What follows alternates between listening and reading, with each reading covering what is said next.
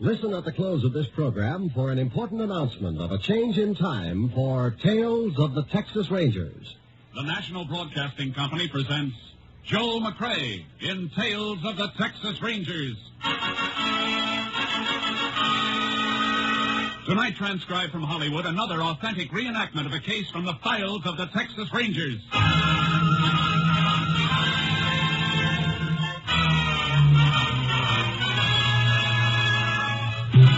Tales of the Texas Rangers, starring Joel McCrea as Ranger Jace Pearson. Texas, more than 260,000 square miles, and 50 men who make up the most famous and oldest law enforcement body in North America.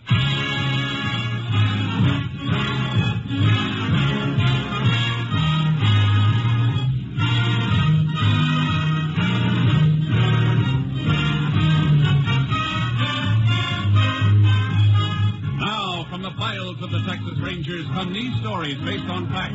Only names, dates, and places are fictitious for obvious reasons. The events themselves are a matter of record.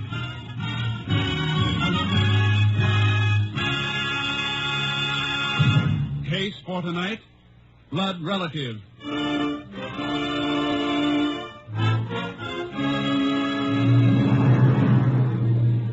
It is 4 p.m., June 26, 1949. Will Bonner, proprietor of the general store at Stump Hill, Texas, is waiting on Mac Kennedy, a dirt farmer. Yeah. You found your flour and the bacon, Mac. Anything else? Yeah, carton of cigarettes. Yeah. How about making it a couple of sacks of tobacco, huh? What's the matter, Will? My credit no good anymore? Mac, I think you ought to pull in your homes a little. Your bill's running kind of high. You get your money, don't you? Ain't a question of getting it, Mac. You stand to make a good crop this year. Unless you have to pay out, there's a better chance you'll have to get on your feet permanent without no credit. Let me worry about... go ahead. Wait on him. Yeah. That's all right. I got time. No, I'll take care of it, stranger. What do you have? Stranger. Time ain't helping your sight any, is it, Uncle Will? Huh? Ben! Well, dang it, boy, you changed. How do you like that? Didn't recognize my own blood relative. Well, Liz! Come see who's here. Willie Ann sees you. What is it, Will? Don't say nothing. Fella wants to know if you want to buy some perfume. Perfume? No, Will, you could have told him that. What would I do with... Why, it's your brother's boy, Ben. It sure is. Stop cackling, Will. You know about your pa. I know he's dead. Oh, being glad to see you, Ben. I almost forgot. It happened last winter. The pneumonia. Yeah, we're trying to locate you, boy, but nobody knew where you was. Nobody would have wanted to know. I was in the pen at Huntsville. Huh? That's where I've been for 4 years. In the prison? Your pa never sent... Well, nobody's business but mine. Oh, well, Ben, I guess we can talk that over later. You want to stay? There's a place here. I ain't asking you for nothing except what's coming to me. I just want you to buy out my pa's share of the store and pay me off. Ben, your pa never did have a share in the store. You only worked for me. What you trying to get away with, Uncle Will? He told me he was going in when he moved out here. But then you knew your pa. He always talked big, but he never did have a dime of his own. You telling me about my own pa? No, we ain't running him down, boy. He never harmed nobody, but talking big was just his way. Look, I come to get what's mine. Do I get it or don't I? Ben, there's a bed and a job waiting for you if you want them. You're kinfolk, and that makes you welcome. But outside of that, there ain't nothing here that's yours. You gonna pay me? Just hold on, young. Let me go. Turn him loose. Reckon I can still take care of myself. Maybe you can, maybe you can't, Uncle Will. I'm staying around town to give you a chance to change your mind. I'm warning you. I'm gonna get what's mine if I have to kill you for it.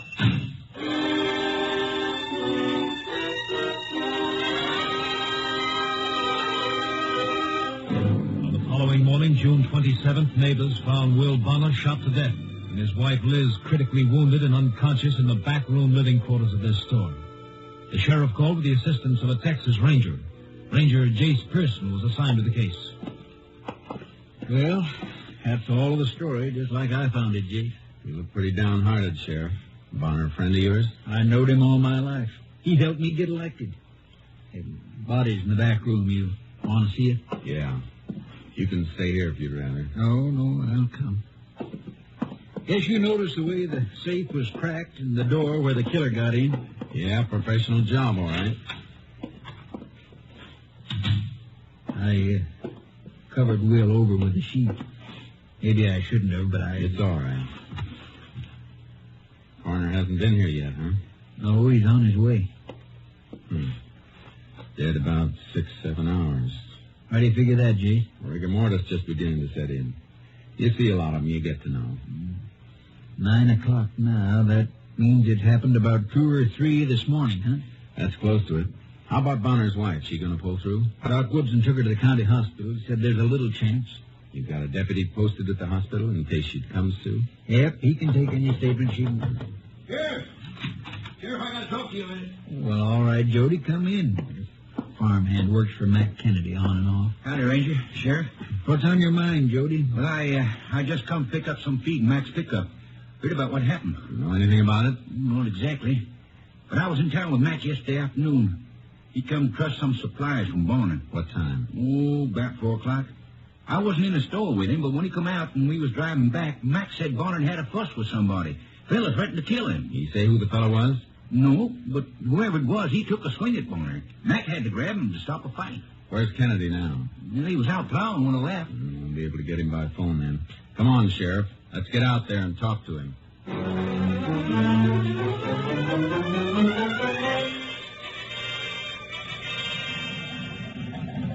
Dead? Will Bonner dead? Yeah, and Liz is mighty close to joining him, Mac. Better cut the motor on your tractor. Yeah. Sheriff, Will should have told you about that fella. I should have called and told you myself after what he threatened to do to him. Too late for what anybody should have done. You know the man? Never saw him before, but I know who he is. Bonner's nephew. Fresh out of Huntsville, I heard him say so. An ex-con, and you didn't say anything about it? Well, Sheriff, how could I know he'd do it? A blood relative. Wasn't my affair, was it? You know the man if you saw him again? I'd know him any place. Better come into town with us. Talk while we ride. Okay. Did Bonner mention his nephew's name? Well, he called him Ben. Hey, Will Bonner had a brother died last year. Must have been his boy. We'll find out.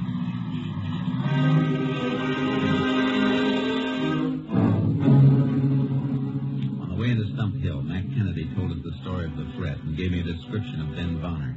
I put a shortwave radio call through to KTXA. Unit 10 to KTXA. KTXA, go ahead, Unit 10. Request all units be alerted to look out for subject Ben Bonner, recently released from Huntsville.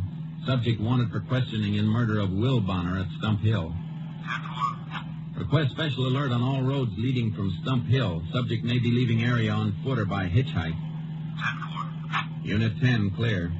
KTXA, Houston. Maybe young Bonner didn't run for it, Jace. He may be hiding out someplace nearby. Not likely, Sheriff. If he killed his uncle, he'll go for distance. He killed him, all right. You can bet on that. When a man's life's at stake, Kennedy, I don't bet.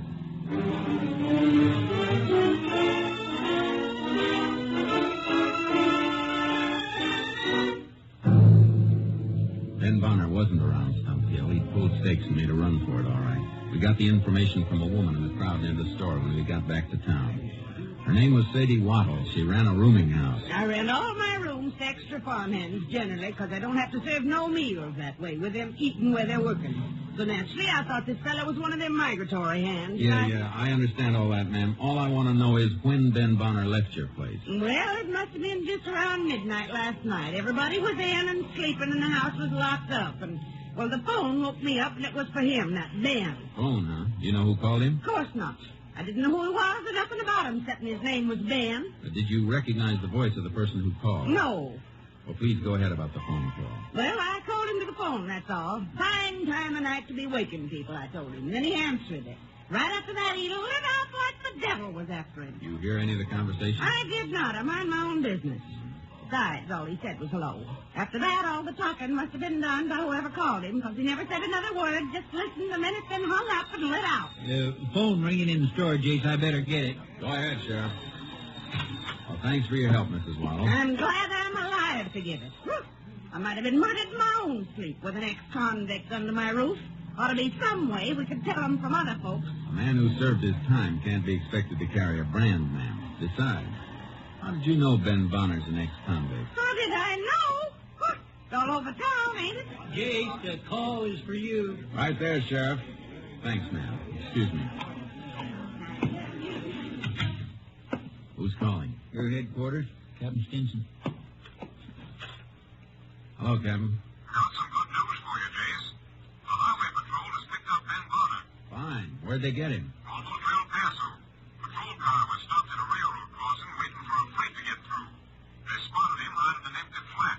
Great, huh? It's a good thing they saw him. If he'd made El Paso, he'd been across the border into Juarez in no time. Well, he didn't make it. They're bringing him back to Stump Hill now. You'll have him there in a few hours. You getting a case against him?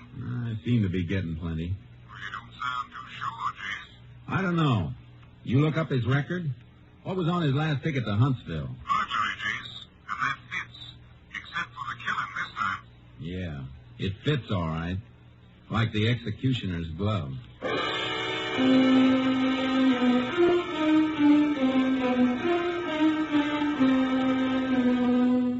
Stump Hill was 5 miles cross-country from the nearest railroad spur. We had time before the Highway Patrol would be delivering Ben Bonner. We sent Kennedy back to his farm. I unloaded charcoal from our horse trailer, and the sheriff got his horse. We rode to the railroad tracks. Yeah, he was smart, Jace. Almost got away. Lots of them almost get away. Sure made a lot of distance in a hurry. Don't know why you wanted to be sure he came this way to get to the train. I just wanted to be certain he cut through this 5 miles on foot. Proves he didn't hitchhike a fast ride and pick up a train further on down the line. Well, luck was with him for a while. He caught the only train he could have caught. You mean only one freight goes through here at night? Yep. Hotshot passenger clears first at about 1 a.m. Freight comes through about 15 minutes later. Slows for the grade here where he jumped it. About 1:15's the schedule for the freight then, huh? That's right. Well, let's get back to town. Come on, Shark. You look like that train schedule means something, Jay. It might. Coroner's report ought to be in by the time we get back to town. Hey, I see what you mean. If Bonner was killed between 2 and 3 a.m. like you figured... It'll mean his nephew Ben was on that freight at the time the old man was killed.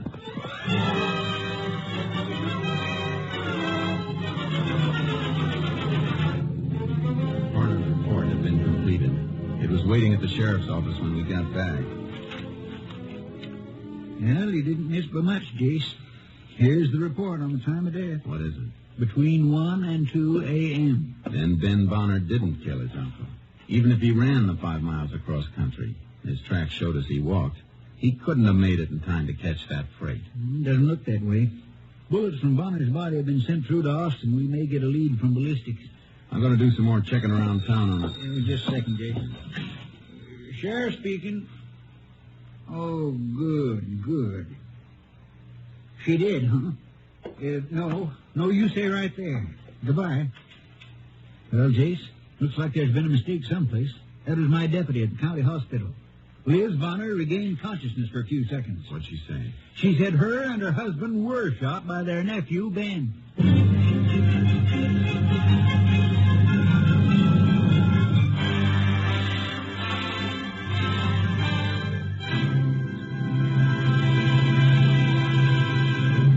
You are listening to Tales of the Texas Rangers, starring Joel McCrea as Ranger Jace Pearson.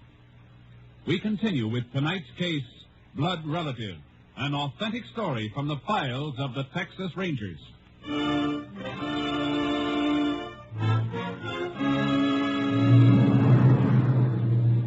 Highway Patrol brought Ben Bonner back to Stump Hill and unloaded him at the local jail where the sheriff and I questioned him. Well, I didn't kill him, I tell you. Didn't even know he was dead till now. You said you was going to kill him. You said it in front of a witness. Man, there's a difference between saying and doing. If you had nothing to do with it, why'd you run away? Well, somebody called me up last night at the rooming house late. It was a man. Said he was a friend and wanted to warn me the sheriff was going to pick me up for threatening Uncle Will. You stare easy, don't you? Bet your life I do, mister. I just pulled 4 years at Huntsville and I had enough. I don't want no more. Maybe I was tough when I went to Uncle Will yesterday, but last night when I got that call, I was scared sick. And you don't know who called you? No, I don't. You sure it wasn't somebody you served time with, letting you know he was here to help you with the job? No. Look, you gotta believe me. This is a murder rap. You can't send me up for it just because I shot off my mouth. That ain't evidence. Ben, there's more than that. Your Aunt Liz didn't die. She came to at the hospital. She says it was you who gunned her and her husband. That's a dirty lie. Look, if I did that, if I shot them and robbed the store, what was I doing on a freight? What did I do with the money? I ain't going to say anymore. I ain't going to talk till I see a lawyer. That's your right. We told you that in the beginning. All right, Sheriff. Guess you can lock him up again. Go on, go ahead. Ranger, please, I didn't do it. Maybe the fellow who told you I threatened Uncle Will didn't tell you everything. Maybe you ought to ask him why there was arguing when I come into the store. All right, Ben, all right. Well, what do you think, Chase? I don't know. Let's get outside. If he did have an accomplice, the other fellow might be carting the loot and the gun. Might be. I'll see you later, Sheriff. I'm driving over to the hospital at the county seat. I want to talk to his aunt, Liz Bonner.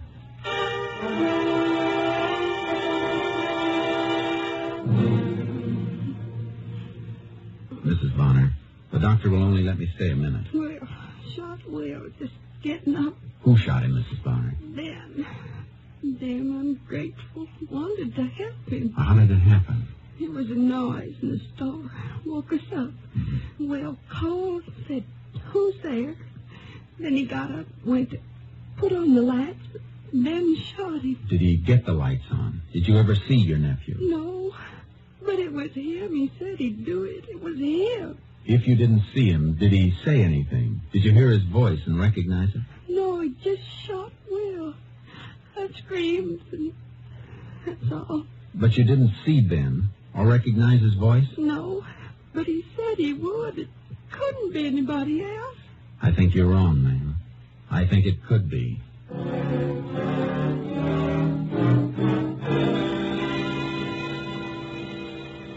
burned up the road back to Stump Hill and got the sheriff. I wanted to make another check of the store and find out a few things about Mac Kennedy. Doggone it, Jace. You're sending your dogs at the wrong tree. Matt Kennedy's been Will's friend for years. I just asked if Kennedy had ever been in trouble. Never. He's an honest, God-fearing dirt farmer, and that's all. What kind of shape is he in financially? Well, Jace, a man don't have to be a criminal just because he's down on his luck. Mac's crops have been bad. Sheriff, I'm just asking a few questions, that's all. Well, I'm sorry, Jace. I reckon Mac's in hock up to his neck. Place and all his equipment, his mortgage. How come he can afford a hired hand? You mean Jody? Oh, he just drifts in and out. Ain't much of a worker, but he's all Mac needs. Migrates in the spring for planting season, then out again in the fall after harvest. He doesn't work for nothing, does he? Mac pays him right off when he makes his crop and sells it. That the way he pays everybody? Yeah, it's the only time he ever has any cash. Why? Just wondering. Did Mac buy here on credit from Bonner? Well, I guess so. Why? You find something in the ledger? Come take a look. Seems to be a page torn out. The book is kept in alphabetical order. Missing page is in the K's. If there was a charge page in here for Kennedy, it'd be right here. Now you got something I can't find, Jace. What a setup. An ex-con threatens to kill a man, makes it perfect for somebody else to do the job and set the jailbird up for a friend. Come on, Sheriff. Let's get out to Kennedy's place again. Only this trip, we won't be asking questions about Ben Bonner.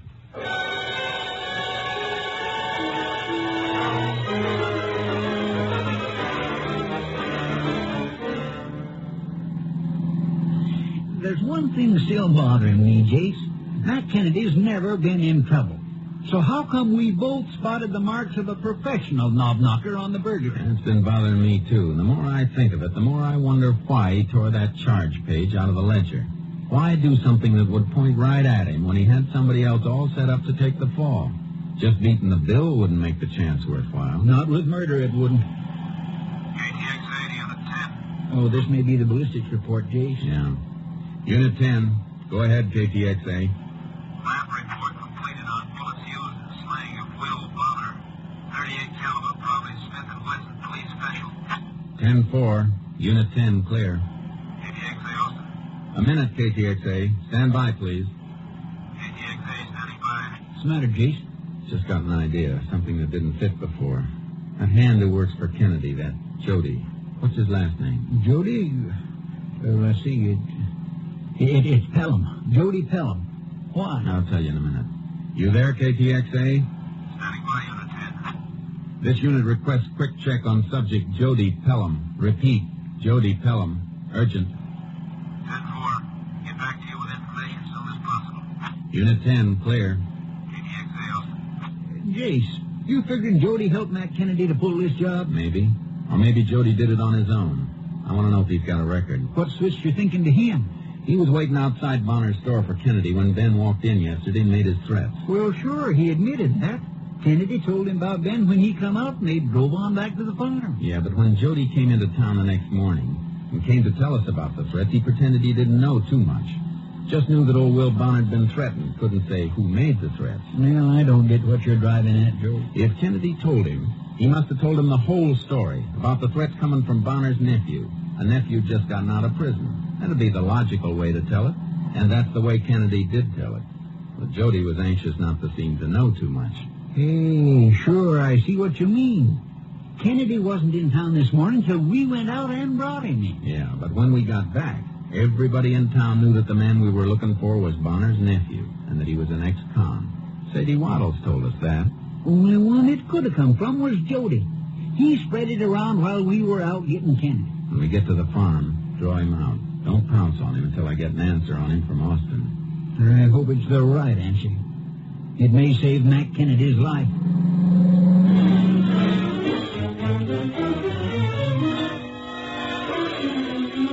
It was dark when we reached the farmhouse. There was a light on in the house, but the pickup truck wasn't in sight in the open garage. We left my car around in back of the house and went up on the porch.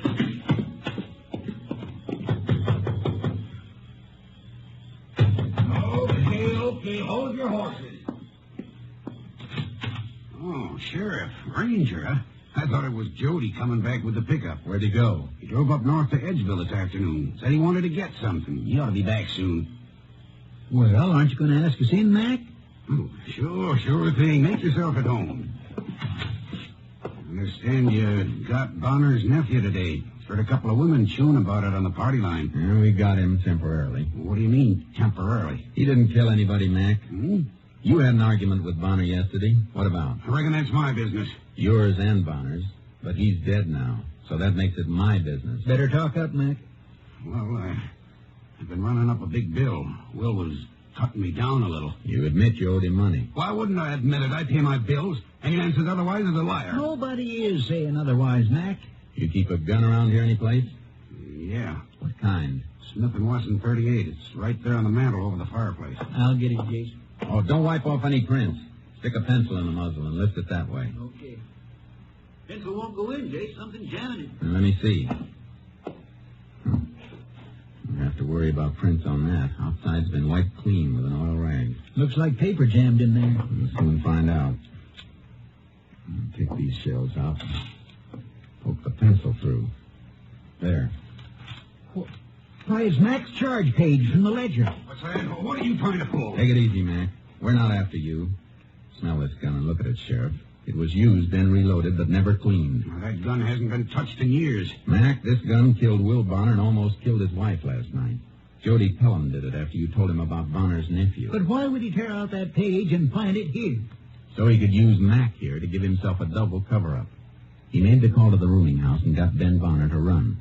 But he knew if Ben was caught any place and could set up an alibi, there'd be a second search.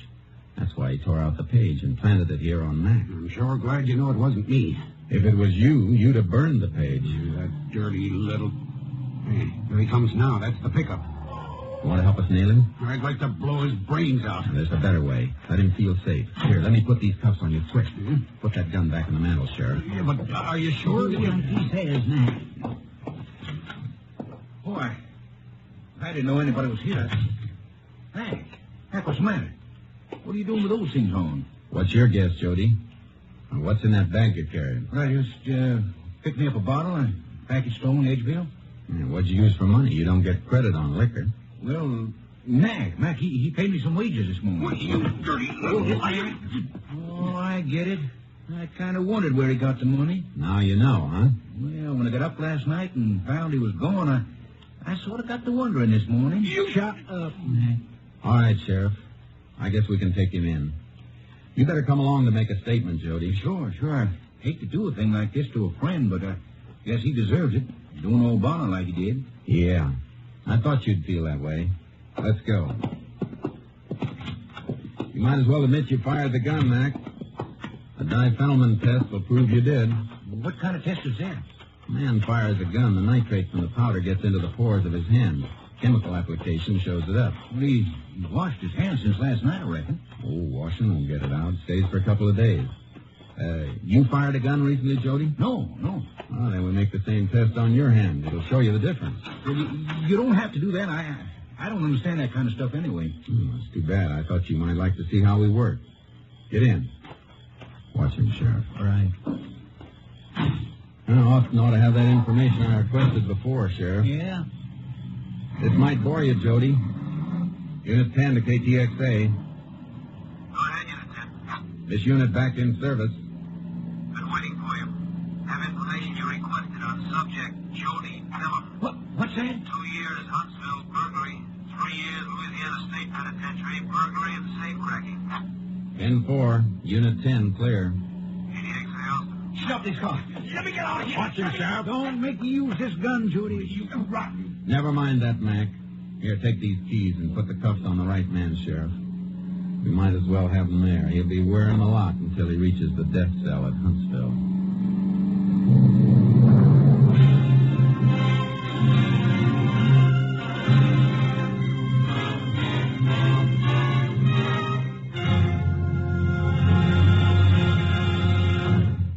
Jody Pelham was tried and convicted for the wanton murder of Will Bonner. On the morning of December 6, 1949, at Huntsville Penitentiary, his sentence was carried out. Death in the electric chair.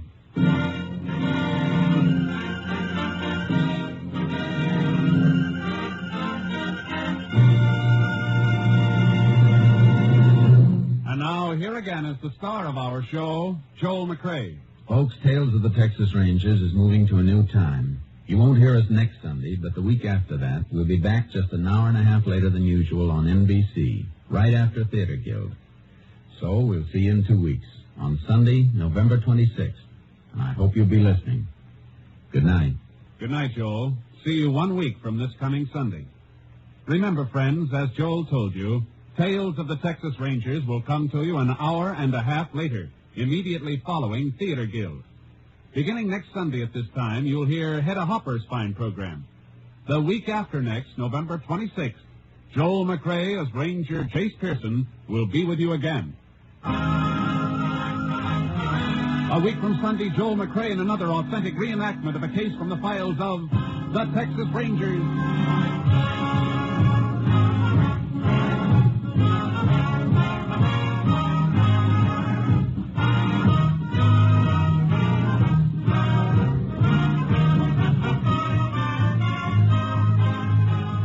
Joel McCrea is currently seen starring in the MGM production Stars in My Crown.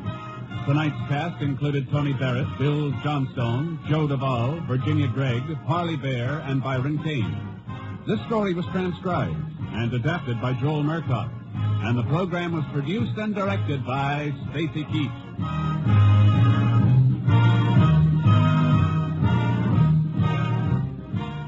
1 week from next Sunday, Tales of the Texas Rangers will be back with you immediately following Theater Guild. Consult your local radio schedule for time. This is Hal Gibney speaking.